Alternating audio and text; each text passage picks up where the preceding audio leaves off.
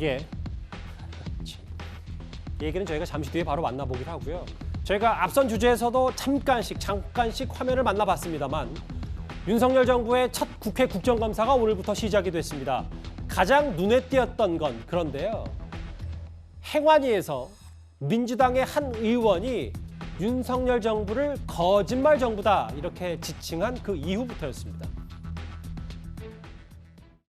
거짓말 정부로 몰아붙이는 그런 말씀들은 위원장님께서 회의 진행을 하시면서 엄격한 주의를 주셔야 된다고 저는 생각을 합니다. 언제부터 우리 국회가 발언에 대한 통제를 받아야 됩니까?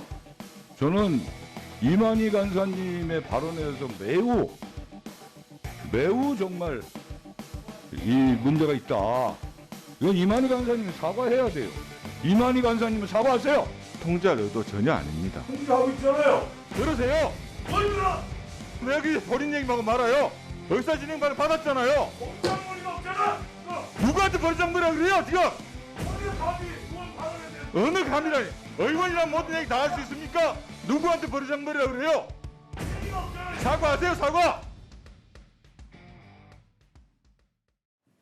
요즘 하도 여야가 강대강 대치가 있고 많이 싸우다 보니까 웬만한 고성 아니면 또 방송 타기도 쉽지 않은데 오늘은 또 버르장머리 얘기를 하고 윤석열 정부를 가리켜서 민주당 이해식 의원이 거짓말 정부다. 이게 좀 시작점이었던 것 같아요. 참 제가 매년 국감을 이렇게 보지만요. 국정감사라는 게 결국 이제 행정부에 대해서 입법부가 감시하고 평가하는 게 중요한 기관 아니겠습니까? 또 야당의 시간이라고도 이야기를 하죠. 예. 야당의 입장에서 보면 정부 여당을 견제할 수 있는 그런 하나의 기관이기 때문에. 근데 이번 국회 국감 제가 보지 않아도 아마 이런 모습이 계속될 것 같습니다.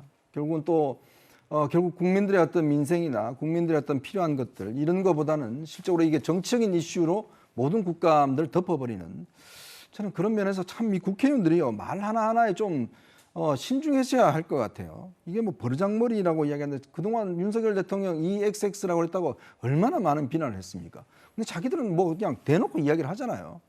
근데 이런 것들을 이야기를 하면서 과연 대통령을 비난할 수 있을까요?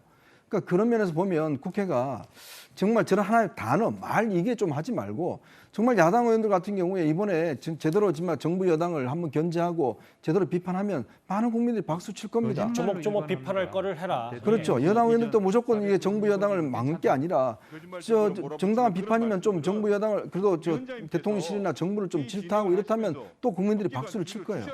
근데 그 단순한 일을 왜 못하는 거죠? 저래야 공천 받는가요? 저래야 점수가 올라가는가요? 저래야지만 나와야지만이 또 이 공천을 주는 이 지역구의 사람들이 좋아해서 저렇게 하는 건가요? 참 이런 거 뭐 이게 국회가 어떤 면에서 보면 참 구조적인 문제 같다라는 생각이 듭니다. 윤석열 정부가 거짓말로 일관하고 있다. 거짓말 정부다. 주의 줘야 된다. 아니다. 왜 이래라 저래라 하냐.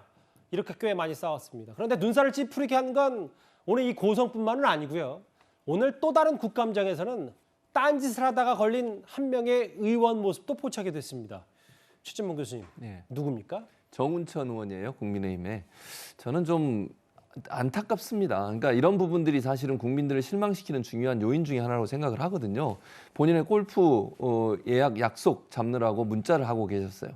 근데 그 당시에 장관이 지금 발표를 하고 있는 상황이었거든요. 그러면 국정감사라는 국회의원 입장에서는 세비 받아가지고 운영되는 거잖아요. 열심히 세비 받아가면서 일하면서 본인의 개인적인 어떤 그 골프 약속 잡느라고 저렇게 장관이 얘기하고 있는데 듣지도 않고 그럼 어떻게 국정감사를 하겠습니까? 저런 모습 자체가 국민들한테 엄청난 실망을 주는 거예요. 국민들은 국회의원들이 정말 국민을 대표해서 열심히 일하라고 세비도 주고 지원하고 비서관들도 9명씩이나 주고 이렇게 하는 거 아니겠습니까? 예. 그런 부분들 좀 깨닫는다면 저런 볼썽사나운 모습은 더 이상 안 보였으면 좋겠어요. 국민들을 화나게 하는 국회의 모습이 사라졌으면 좋겠습니다. 요즘 같아서는 의원들 사생활도 없어요. 사실 지금 국감에 임하는 자세부터 좀 더 다잡아야 되는 거 아니냐. 그래서 이걸 뭐 사생활 논란으로 불거지기보다는 어떻게 국감 첫날 또 골프 약속 잡을 수 있냐. 이 부분을 좀 많이 언론에서 지적을 하고 있습니다. 또 하나 오늘 국감에서 눈에 띄는 장면이 하나 있었습니다. 오늘 과방위와 국토부 국감에서는요. 종이 문서 때문에 극과 극의 상황이 벌어지기도 했습니다.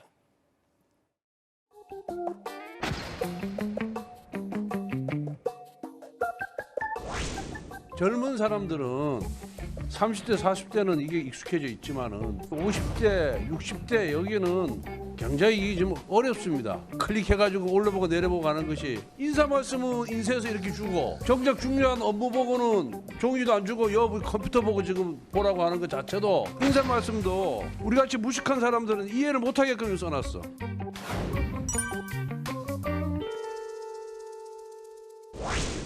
저는 작년, 재작년 국정감사에서 종이 없는 국정감사를 제안을 드렸었고요. 2020년 국정감사에서 피감기관이 국회에 제출한 인쇄물의 높이, 그걸 이제 그때 조사해 봤을 때 잠실 롯데월드 타워보다 79m가 더 높은 분량이었다고 하는데 피감기관에게 가급적 파일로 자료를 제공받아 주시기를 부탁드립니다.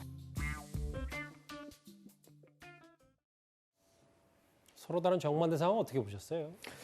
우선 권성동 의원이 얘기했듯이 이제 연령층에 따라서 조금씩 다를 수는 있겠다. 근데 지금 일반적으로 이제 뭐 공직사회나 아니면 기업 같은 데를 보면 종이 없는 회의 뭐 이런 걸로 넘어가는 과도기가 아닌가요? 아마 그래서 저런 현상이 있는 것으로 보이는데 지금 이소영 의원 같은 경우는 저런 데 익숙한 사람이고 권성동 의원은 이제 익숙하지가 않으니까 웬만한 걸 종이로 달라고 지금 얘기를 하는 것이고 그 이소영 의원 같은 경우는 이제 뭐 그렇지 않고 뭐 사실은 국회의원들 앞에 다 저 컴퓨터가 있습니다.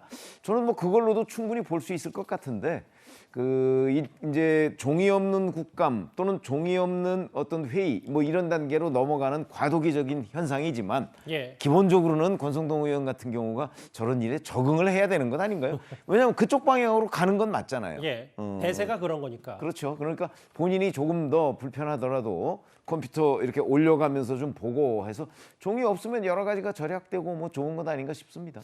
국감 첫날 있었던 여러 뭐 공방, 논란, 해프닝 하나하나 좀 모아봤는데요. 내일 국감 둘째 날인 텐데 좀 건설적인 얘기들이 많이 쏟아져 저희가 좀 그 얘기를 잘 다뤘으면 좋겠습니다. 제 바람이기도 하고요.